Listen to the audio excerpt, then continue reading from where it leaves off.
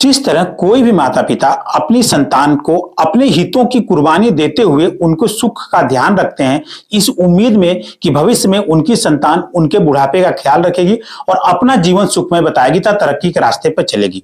उसी तरह भारतीय लोकतंत्र में भारत की जनता भी अपने जनप्रतिनिधियों को इसी उम्मीद में चुन करके भेजती है कि संसद भवन में जाकर के, लोकतंत्र के सबसे बड़े मंदिर भारत की संसद में जाकर के वहां पे उनके भरोसे को कायम रखेगी तथा वहां पे उनकी समस्याओं को प्रस्तुत करके उन समस्याओं का समाधान ढूंढेगी।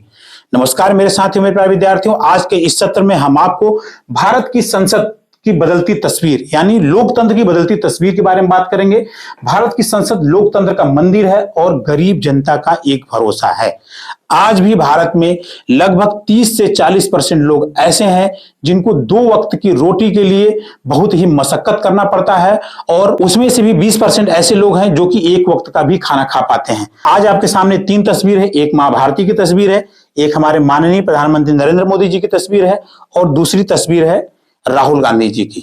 ऐसा नहीं है कि लोकतंत्र में सरकार चलाने के लिए केवल सत्ता पक्ष की ही जिम्मेदारी होती है, विपक्ष की भी जिम्मेदारी होती है। जितना काम सत्ता पक्ष को करना होता है उतना ही काम लगभग विपक्ष को करना पड़ता है। एक सशक्त विपक्ष सत्ता पे कंट्रोल रखता है और देश के लोकतंत्र की जो गरिमा होती है उसको बनाने में दोनों की ही भूमिका अहम होती है। तो हम बात करते हैं भारत के संसद। तो भारत का संसद कोई एक बिल्डिंग नहीं है, वह एक विश्वास है। भारत की संसद का निर्माण लोकसभा और राज्यसभा तथा भारत के राष्ट्रपति, इन तीनों को मिल करके एक बनता है। यह एक ऐसा संघ है जहां पे 3 लोग, लोकसभा, राज्यसभा और राष्ट्रपति मिल करके रहते हैं और किसी भी समस्या पे, किसी भी नियम पे इन तीनों लोगों की मंजूरी से ही कोई भी कानून बन सकता है।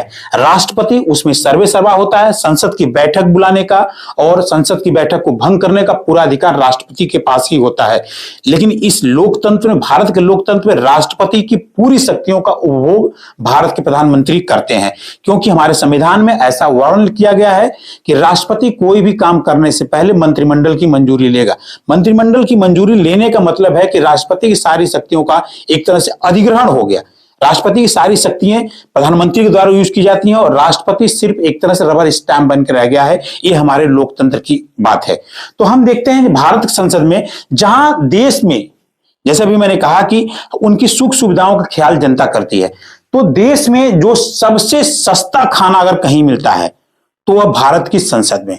ऐसी व्यवस्था के साथ भारत की संसद में सबसे सस्ता और सबसे अच्छा खाना, ऐसा खाना इतने वाजिब रेट में पूरे भारत में कहीं नहीं मिलता है। यहां पर हम खाने की बात इसलिए कर रहे हैं क्योंकि जरा हम देख लें, जिन माननीयों को हमने संसद में भेजा है उनको हम किस रेट में वहां पर खाना देते हैं। और आज के अगर हम किसी भी रेलवे स्टेशन में, किसी सड़क के ढाबे पर भी चले जाएं तो हमको इस रेट में खाना नहीं मिलेगा। तो देखते हैं वहां पे, ये हमारी संसद की मेनू है। अभी अपडेट कर दी गई है, कुछ महंगा कर दिया गया है, जहां पे सब्सिडी को खत्म कर दिया गया है, यानी कि ये विदाउट सब्सिडी रेट है। जहां पे चपाती 3 रुपए मिलती है, भारत में कहीं भी चले जाइए आपको 3 रुपए की रोटी नहीं मिलेगी खाने के लिए। लेकिन हमारे संसद में जहां माननीय लोग जाते हैं, जिनको हमने चयन करके भेजा है, सिलेक्ट करके भेजा है, वो 3 रुपए की रोटी खाते हैं। चिकन बिरयानी 100 रुपए में, मटन बिरयानी 125 रुपए में, चिकन करी 75 रुपए में, मटन करी 125 रुपए में। ये पूरा उनका मेनू है। इतने सस्ता खाना अगर कहीं मिलता है तो वह सिर्फ भारत की संसद में। ऐसा क्यों? इसका मतलब कि जो हमारे जनप्रतिनिधि हैं वो वास्तव में इन सब चीजों से वाकिफ नहीं है। उन्हें जो चीजें पता है कि उनके क्षेत्र में यह चीज इतनी महंगी मिलती है तो संसद की कैंटीन में क्यों इतनी सस्ती दी जाती है, वह कौन सा रूप दिखाना चाहते हैं भारतीय संसद का। ये एक विडंबना का विषय है जो जनता चुने प्रतिनिधियों को भेजती है। हम एक सांसद की बात करते हैं। एक सांसद अपने जीवन में जब वो संसद में जाता है तो एक आंकड़े के मुताबिक संसद की 1 मिनट की जो कार्रवाई चलती है, 1 मिनट की जो संसद कार्रवाई चलती है, उसमें 2.5 लाख रुपए का खर्च होता है। यानी कि संसद अगर 6 घंटे चल जाए तो उसमें लगभग कुल 9 करोड़ रुपए खर्च होते हैं। संसद की 1 दिन की बैठक की खर्च 9 करोड़ रुपए। और ये 9 करोड़ रुपए आते कहां से? ये जनता के टैक्स द्वारा ही आते हैं। अगर एक इसी हिसाब से अगर माननीयों को उतने पैसे जो दिए जाते हैं, अगर वो जनता के लोक कल्याण में खर्च करें तो शायद भारत के किसी भी गरीब के पास या किसी भी क्षेत्र में सड़क या ऐसी कोई भी जो एक समस्या होती, जो मूलभूत समस्या होती, उन समस्याओं का सामना नहीं करना पड़ता होगा, लेकिन ऐसा होता है। भारत के जो सांसद होते हैं उनको तमाम भत्ते भी हम बात करेंगे, और हम ये भी बात करेंगे कि ऐसे कौन से मुद्दे हैं जिन पे जो जनप्रतिनिधि है अब वो सही साबित नहीं हो रहे हैं। जनता उनको जिस उम्मीद से चुन करके भेजी है वो जनता को ही गुमराह करने का काम कर रहे हैं। यहां पे जनप्रतिनिधियों की बात हो रही है, यहां पे किसी सरकार के पक्ष या विपक्ष की बात नहीं हो रही है, क्योंकि वीडियो में शुरू में हमने बताया था कि जितनी जिम्मेदारी एक सत्ता पक्ष की होती है उतनी ही जिम्मेदारी विपक्ष की होती है सरकार को चलाने में और लोकतंत्र को कायम करने में। हम देखते हैं यहां पे थोड़ा सा पुराने में जाते हैं। जो संसद भवन बना था तो संसद भवन में कुल 43 लाख रुपए खर्च हुए थे, और यह 1921 में शुरू हुआ था और 1927 में बन करके समाप्त हो गया था, तथा यह मध्य प्रदेश के मुरैना में एक 64 योगिनी मंदिर के तर्ज पर बना था। जो इसके पिलर हैं वो मुरैना के 64 योगिनी मंदिर से लिए गए थे। अब हम वीडियो में आगे बढ़ते हैं और अपने आते हैं मूल विषय पे। हम बात करते हैं एक सांसद की। एक सांसद जो कि एक बहुत बड़ा संसद का जो निम्न सदन होता है लेकिन ताकतवर सदन होता है, जिसको हम बोलते हैं लोकसभा। लोकसभा में जो एक सांसद होते हैं उनको जो सैलरी और भत्ते मिलते हैं, और राज्यसभा में भी जो सांसद होते हैं उनको जो सैलरी और भत्ते मिलते हैं, राज्यसभा को उच्च सदन बोलते हैं, तो उनको लगभग 1,51,833 रुपए प्रतिमाह मिलते हैं। इसके अलावा उनको तमाम वह सरकारी सुविधाएं जो कि एक मध्यम वर्ग के परिवार के बजट से भी बाहर होती है, सरकारी सुरक्षा, सरकारी आवास, मुफ्त बिजली, मुफ्त पानी, मुफ्त पेट्रोल, मुफ्त दूरसंचार व्यवस्थाएं, मुफ्त आवास, यह सब उनको दिया जाता है। यानी कि जनता अपने टैक्स के पैसे से, वीडियो को शुरुआत में ही हमने बताया था कि जिस तरह अपने आप को कष्ट देकर के माता पिता अपनी संतान को इस उम्मीद से पालती हैं, इस उम्मीद से बड़ा करती हैं कि भविष्य में वो उनकी समस्याओं का, उनकी तकलीफों का निराकरण करेगा, यही हाल भारतीय जनता का है। वह अपने टैक्सों से, अपने मेहनत की कमाई से इन माननीय सांसदों को वेतन भत्ते प्रदान करती है, उनकी समस्याओं का समाधान करेंगे।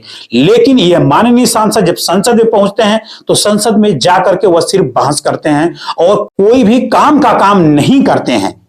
ये संसद भवन जो कि लोकतंत्र का सबसे बड़ा मंदिर होता है, वहां पे इस समय का पिछले कुछ वर्षों से जो भी चल रहा है वह एक अच्छे लोकतंत्र की परंपरा का निर्वाह नहीं कर रहा है। संसद में अभी जो हाल ही में राहुल गांधी ने लंदन में जाकर के कुछ बोला, उसको संसद में उनसे माफी मांगने की बात को लेकर के, सिर्फ एक माफी की बात को लेकर के संसद की कार्रवाई को रोक दी गई है। यानी कि एक दिन की संसद कार्रवाई रोकने पर देश का कितना बड़ा नुकसान होता है। जो भी हो, संसद की जो गरिमा होती है, संसद गरिमा का दोनों पक्षों को ध्यान रखना चाहिए, क्योंकि संसद एक मंदिर है जहां पे हम जनता के हितों के लिए काम करने आते हैं।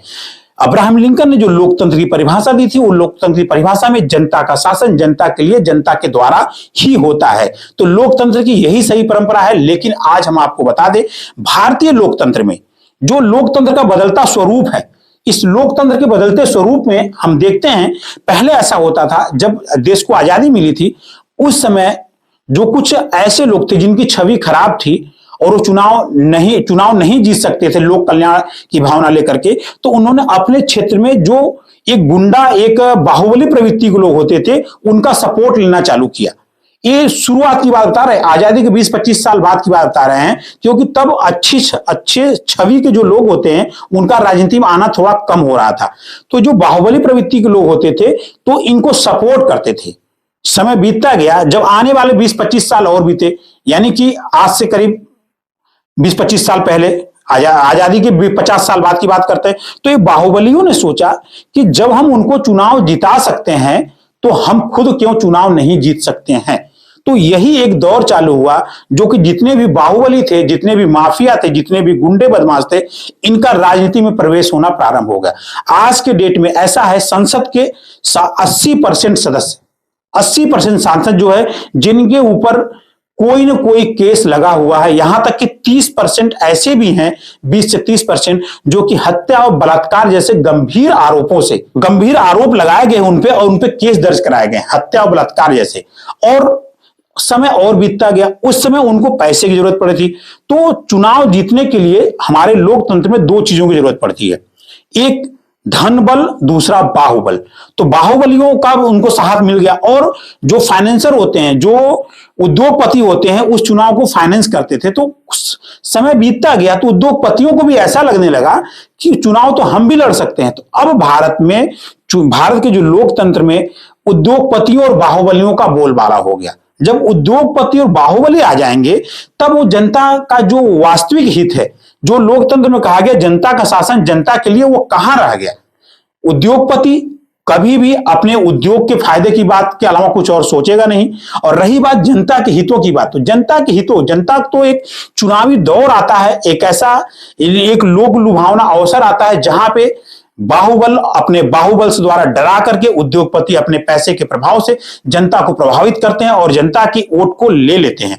और वह वोट उनको अगले 5 साल तक बड़ा ही तकलीफ देता रहता है। अगला चुनाव फिर आता है, फिर बाहुबल और धनबल का खेल चालू होता है। इस तरह जो भारत का लोकतंत्र है बहुत ही गलत पटरी पर चला गया है। इस लोकतंत्र को संभालने के लिए हम सबकी जिम्मेदारी बनती है। ऐसा नहीं कि जो हमारी कुर्सी पे बैठे हुए हैं, जो हमारे नेता लोग हैं, सिर्फ उन्हीं की जिम्मेदारी बनती है, क्योंकि वो नेता बनते हैं किसी भी एक आम आदमी के वोट देने के पश्चात। तो अगर आम आदमी भी यह सोचना चालू कर दे कि हमें वोट कहां देना चाहिए और किसे देना चाहिए, तो हमारी लोकतंत्र सही दिशा में चल जाएगी।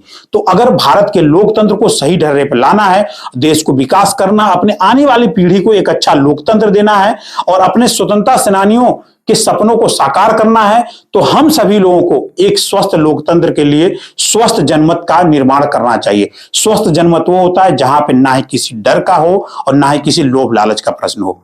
वीडियो पसंद आए तो वीडियो को पसंद करिएगा, अधिक से अधिक शेयर करिएगा। धन्यवाद।